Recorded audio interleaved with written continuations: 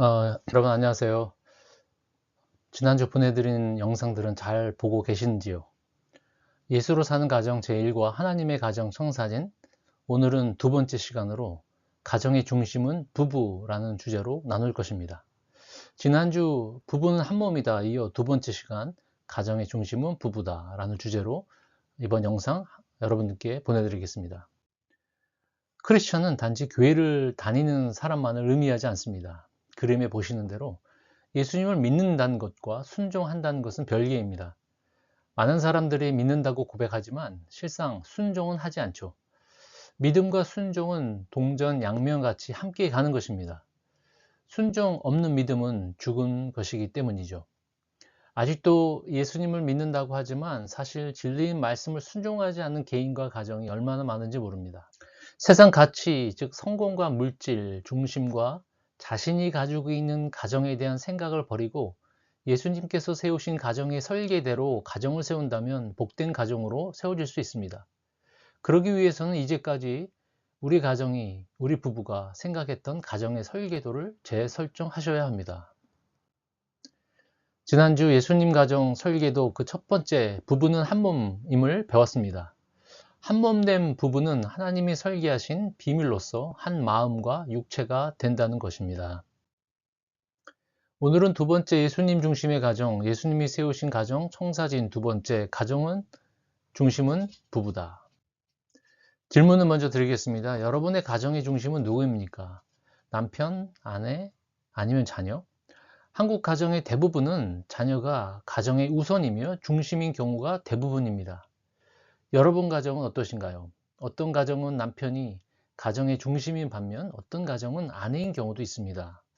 혹시 가정에서 자녀가 부부보다 더 중요하다고 생각하지는 않는지요? 예를 들어 딸 바보인 남편이 아내보다 딸을 더 귀하게 여기지는 않는지요? 한국에서는 이런 말이 있습니다. 자녀의 성공을 위해서는 세 가지가 필요한데, 첫 번째 할아버지의 경제력, 둘째 엄마의 열심, 그리고 세 번째 아빠의 무관심. 자녀에 대한 아빠의 무관심이 자녀 성공의 요소라는 말에 씁쓸한 생각마저 듭니다. 가정의 중심이 자녀인 것이 당연시되고 있는 현실이죠. 자녀를 잘 키우는 것도 중요하지만 가정의 중심이 바로 부부가 되어야 합니다. 이것이 성경적 원리입니다. 어느 날 아내가 냉장고에 있던 반찬 몇 개를 꺼내 놓습니다. 아내는 남편을 불러 냉장고에서 꺼낸 반찬들을 맛보게 합니다. 남편은 꺼내놓은 반찬을 맛을 봅니다. 어떤 반찬은 시간이 오래됐어도 맛이 좋다는 것 남편은 먹으면서 알아차립니다. 하지만 어떤 반찬은 상했다는 것을 남편이 직감하죠. 그러자 아내는 남편에게 이렇게 말합니다. 고마워요 여보, 상한 음식을 아이에게 줄 뻔했어요. 다행이네요. 웃자고 한 얘기지만 모든 가정의 중심이 자녀일 경우 남편과 아내가 뒷전으로 물러진다는 사실은 슬픈 현실입니다. 결혼 후 자녀를 낳으면 아내나 남편보다 자녀를 우선시할 때가 많습니다. 삶의 중심도, 우선순위도, 애정도도 자녀가 중심인 경우가 대부분입니다. 자녀가 우선시되면 아내는 남편을, 남편은 아내를 소홀히 대하기도 합니다. 그러나 자녀 관계보다 부부 관계가 더 중요합니다. 우선순위를 부부 관계에 두어야 합니다. 자녀가 태어나도 가정의 중심은 언제나 부부입니다. 그래서 성공적인 자녀 신앙 교육을 위해 우선시 되는 것은 남편과 아내의 관계가 자녀와의 관계보다 우선시 되는 것이 선행되어야 합니다. 예수님이 세우신 가정 청사진 첫 번째, 부모를 떠나 한 몸을 이룬다고 했습니다. 말씀대로 부모를 떠난다는 것은 가정의 중심은 양 부모가 아니라는 뜻입니다. 부부가 된다는 것은 남편과 아내가 만나 한 몸이 되는 것입니다. 이 말은 가정의 중심은 부부를 말합니다. 양가 부모들도 아니고 자녀도 절대 아닙니다. 하나님의 가정 설계도에 의하면 한 몸인 부부의 관계가 온전히 되어야 다른 가족과의 관계도 건강할 수 있습니다. 또한 부부 관계는 부모의 관계보다 더 우선되어야 합니다. 아내 모르게 헌금하는 남편, 남편 모르게 친정 부모님께 용돈을 드리는 일은 부부 관계에서 종종 일어납니다. 헌신도 효도도 좋지만 남편이나 아내와 같이 의논하지 않는 일은 아무리 의도가 좋다고 해도 잘못된 일입니다.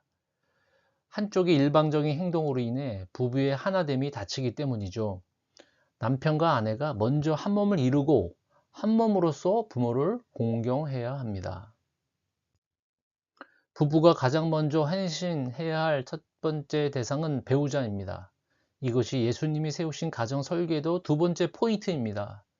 부모를 공양해야 하는 의무보다 배우자에게 대한 의무가 더 중요합니다. 우리 문화에서는 낯설게 느껴지죠. 많은 부부가 부모에게 효도하는 문제로 다투고 급기야 이혼 지경까지 가게 됩니다. 성경적 가정의 핵심은 바로 부부 관계입니다. 창세기 2장 24절 이러므로 남자가 부모를 떠나 그의 아내와 합하여 둘이 한 몸을 이룰지로다. 우리는 자녀 양육 때문에 부부 사이가 소홀해지는 경우가 많습니다. 부부가 별거하기도 합니다.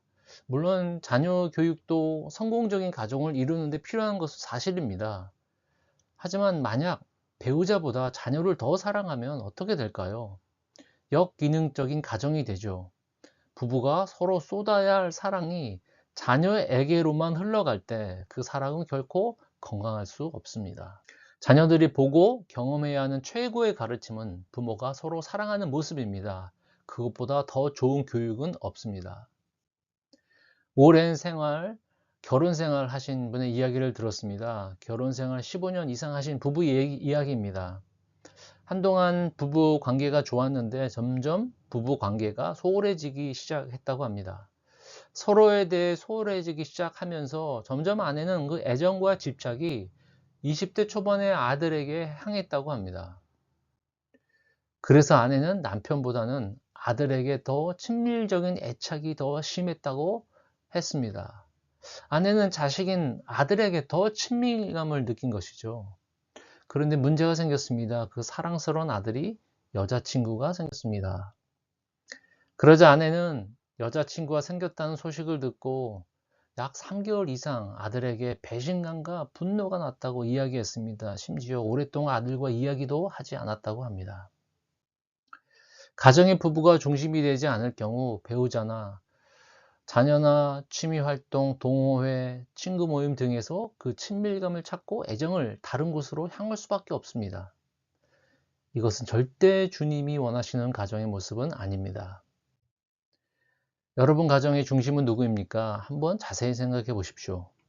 제가 아는 어느 가정은 부부도 아닌 자녀도 아닌 남편의 엄마, 즉 아내의 시어머니가 가정의 중심인 경우도 있습니다.